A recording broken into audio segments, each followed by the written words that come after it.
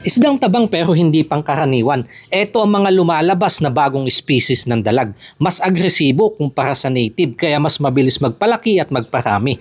Nadaanan ko kahapon 3 piraso. Bumili ako. Binabad magdamag para bituka at laman malinisan. Pero nang balikan 2 tigas na ang katawan.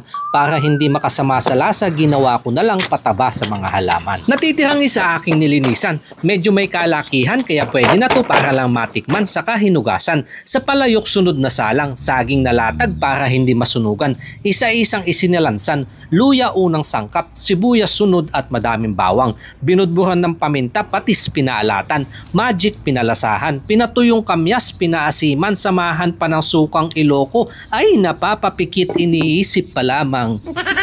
1 kilo ng niyog pinakatas, mas manuot ang lasa kinuha sa isang pigaan, luyang dilaw sunod na pinag-initan, hinampas hanggang manilaw, nakasalang binalikan, gata inilagay at luyang pampakulay, muling pinakuluan sa mahinang apoy maluto ng dahan-dahan. Ilang sandali siling panigang inilagay, dagdag gulay ang pechay magkaroon ng buhay, ininiin sa mahinang apoy at pagbukas, eto ang bumungad, agoy kapag ganto makakalaban tagilid pati kanin bahaw, inaalaga ang katawan sa timbang nag-uumapaw. Napakabuti niyo po Ama sa isa na naman pagpapalang pinagkalob sa amin. Basbasan po ito in Jesus name. Amen. Mahilig po ako sa isdang tabang. Pero ito yung first time kong matitikman.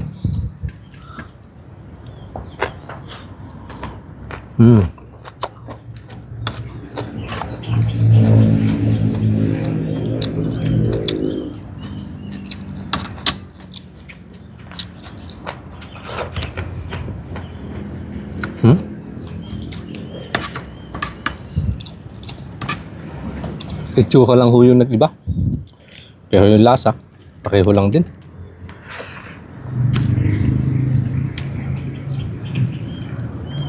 Sarap.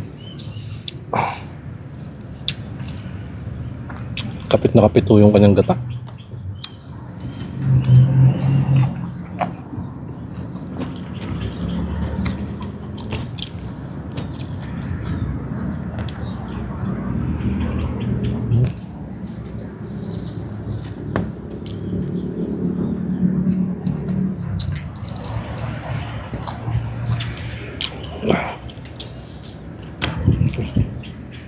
Yung mga ulo, yun ang masarap.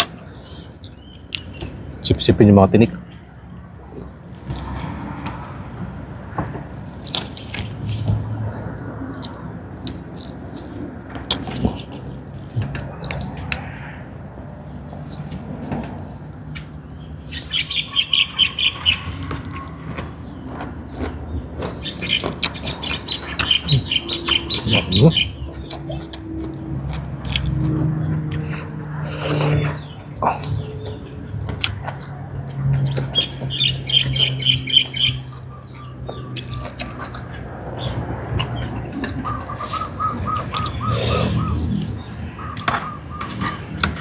Naligahan ng gusto na sabaw.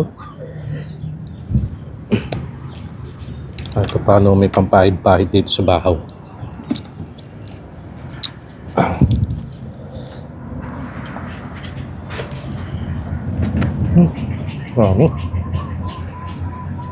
Sarap.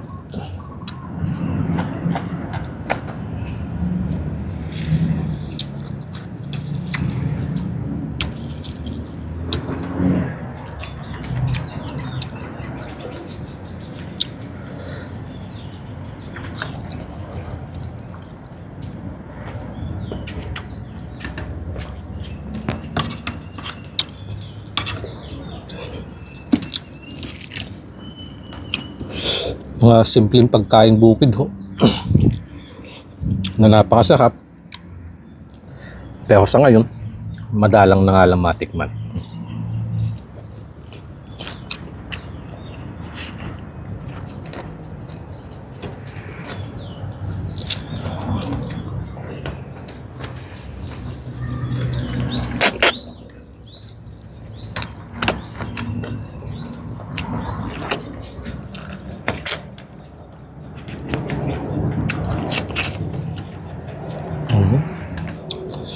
Napakalasa.